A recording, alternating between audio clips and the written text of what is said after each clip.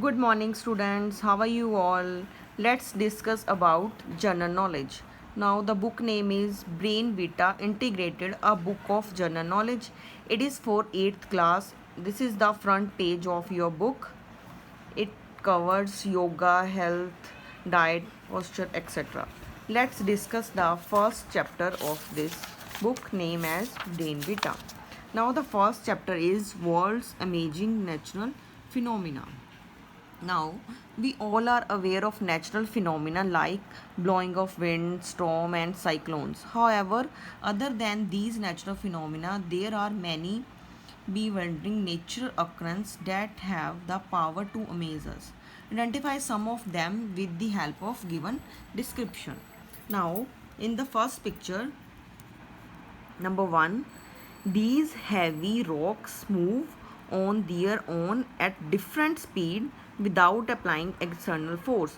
Means we doesn't apply any external force on these heavy rocks, but they move different speeds. These rocks are known as sailing stones. Okay. The second one is, you can see the picture here. This fire tornado occurs due to air currents and high temperature. What is the name of it? Fire whirl. Now the third one is, the slow moving water of the river breaks the ice and twists it around. As it rotates, it grinds against the surrounding ice, forming a circular shape. You can see the shape of this circular ice. What we call it? Ice circle. By identifying the shape, it's circular, you can say ice circles. Now the fourth one is, in countries like China and Argentina, tall and thin blades of hardened snow are formed due to the strong winds. These blaze-like structure is made up of snow. This formed in country China and Argentina. Why this formed? Due to strong winds. What is the name of it? Penitentines. Okay.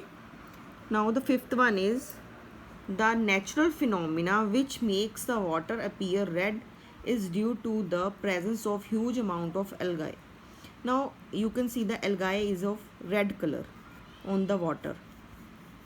This is known as red tides. Now the third one is, these two sea can't merge due to their different densities. This natural phenomena happens in Skagen City. You can see there is two sea. One is this and second is this. These two sea have different densities.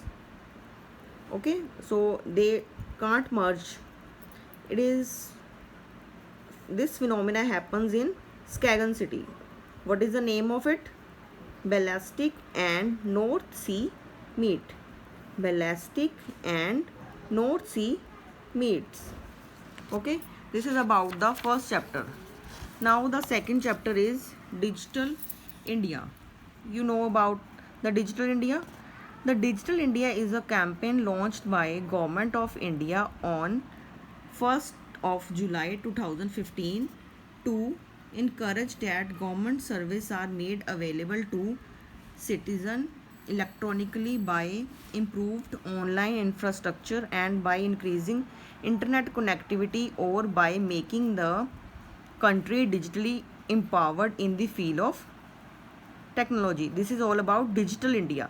Now what are the key purpose of Digital India? Universal digital literacy.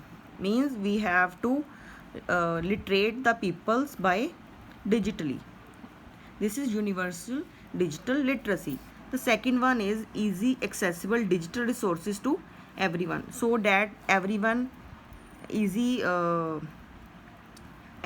has the digital accessibility. Okay. The third one is availability of all documents and certificates on cloud. This is the third purpose of Digital India. Now last but not the least, availability of digital resources and service in Indian language. Our Indian or our national language is Hindi, so we have to provide all the documents digitally in Indian language. This is the fourth purpose of Digital India. Now this is the questions. Let's discuss the some key facts related to Digital India campaign. The first one is the motto of Digital India campaign is power to empower. Second one is the chairperson of the monitoring committee of Digital India is Prime Minister Narendra Modi. Aadhaar card number is used as a digital identity for mobile banking services. Now the first question is, when was Digital India campaign launched? 1st of July 2015. What is the motto of Digital India? Power to empower. Which number is used as a digital identity for mobile banking services? Aadhaar card number. Who is the chairperson of monitoring committee of Digital India?